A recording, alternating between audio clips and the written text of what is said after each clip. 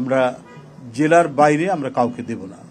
জেলা কমিটির president, secretary অথবা আহ্বায়ক সদস্য সচিব তারা এসে নিয়ে যাবেন, অথবা তারা দুইজনে সই করে যাকে মনোনীত করবেন আমরা তার হাতে দিব। এর বাইরে আমরা দিব না। আর এছাড়াও আমরা জেলাগুলোকে কিছু নির্দেশনা আমরা দিব, তারা কিভাবে মানে তাদের যে অধীনস্থ যে ইউনিটগুলো আছে, থানা, উপজেলা, পৌরসভা, ইউনিয়ন, সেখানে কিভাবে তারা বিতরণ করবেন সে বিষয়েও দিক নির্দেশনা আমরা কেন্দ্র থেকে সেগুলো জানিয়ে দেব। এবং এই ক্ষেত্রে আমরা কিছু কিছু বিষয় আমরা উল্লেখ করেছি, যে কথাটি আমাদের সালাম ভাই এখানে বলেছে, যে আমরা প্রথমেই নবায়নের উদ্দেশ্যটাই হচ্ছে যে আমরা শুনতে পাই নানাভাবে নানা দিক থেকে ঢোকার চেষ্টা করছে, মানে আওয়ামী ফ্যাসিবাদের কীট পতঙ্গরা, এই কীট পতঙ্গরা যাতে ঢুকতে না পারে এই ব্যাপারে মানে খুব শক্ত নির্দেশনা আমরা জেলাগুলোকে আমরা দিচ্ছি যে তারা সতর্ক থাকবেন। এই কারণেই আমরা প্রথমে নবায়নের এই কার্যক্রমটা আমরা হাতে নিয়েছি।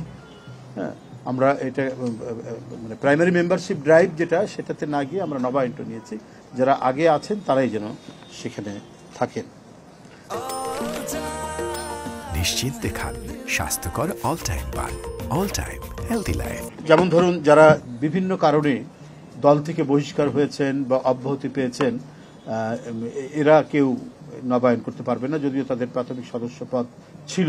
কিন্তু সেই আমরা তো বহিষ্কার যখন করি তখন প্রাথমিক সদস্য পদ থেকে সকল পর্যায়ের পদ থেকে আমরা বহিষ্কার করি। সুতরাং এরা সেই মানে প্রাথমিক সদস্য পদ হতে পারবেন না। এগুলো আমরা পরবর্তীতে জেলাকে আমরা জানিয়ে দেব। তো ঘটনাটা হলো যে ওই হচ্ছে আমাদের মূল অবজেক্টিভ, এবং এর সাথে আরও হয়তো কিছু নির্দেশনা থাকবে যেটা স্পেসিফিকভাবে আমরা জেলার সভাপতি, সাধারণ সম্পাদক বা আহ্বায়ক সদস্যকে আমরা এটা করতে চাই। কারণ আপনারা জানেন যে নানাভাবেই নানা দিক থেকে কোনো একটি ছোট ঘটনা বা ঘটনা না, বিএনপিকে মেলাইন করার জন্য, বিএনপিকে নানাভাবে কলঙ্কিত করার জন্য প্রচেষ্টা। একটা তো ফ্যাসিবাদের দোসররা তো আছেই, নানাভাবে নানা দিক থেকে তারা কাজ করছেন, প্রশাসনে, পুলিশে, তারপরে নানা জায়গায় তাদের অবস্থান রয়েছে। এমনকি মিডিয়াতেও একেবারে সবাই যে আন্দোলনের পক্ষে ছিলেন তা তো না, আপনারা সেটা নিজেরাও জানেন। সেখান থেকেও থাকতে পারে, মালিকগুলো তো অনেকেই ছিল ফ্যাসিবাদের একেবারে কট্টর সমর্থক। সেই কারণে আমরা যাতে আমাদের কার্যক্রম এবং রাজনৈতিক কর্মকাণ্ডগুলো যাতে অনেক স্বচ্ছ হয় এবং এখানে কোনো দিক থেকেই যাতে দোসররা ঢুকতে না পারে বা কোনো ধরনের অপপ্রচার বা অপতথ্য, যেটা আপনারাও দেখতে পাচ্ছেন দেশ বিদেশ থেকেও ছড়ানো হচ্ছে, সেগুলো যাতে করতে না পারে, এই সব পদগুলো বন্ধ করার জন্য এই নবায়ন কার্যক্রমটা অনেকখানি গুরুত্বপূর্ণ বলে আমরা মনে করি। আবার অনেকে দেখছেন যে আন্দোলনের পক্ষে হয়তো ছিলেন, কিন্তু মানে ওই যে ঘোলা পানিতে মাছ শিকার করার যে একটা বিষয় থাকে, সেই ধরনের ঘোলা পানিতে মাছ শিকার করারও আমরা প্রচেষ্টা দেখছি নানাভাবে।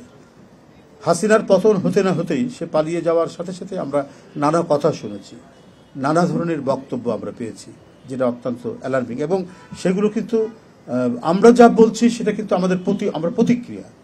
আমরা কিন্তু প্রথমেই যে এই গণতান্ত্রিক শক্তির বিভেদ হোক, এই ধরনের কোনো কথা আমরা বলিনি।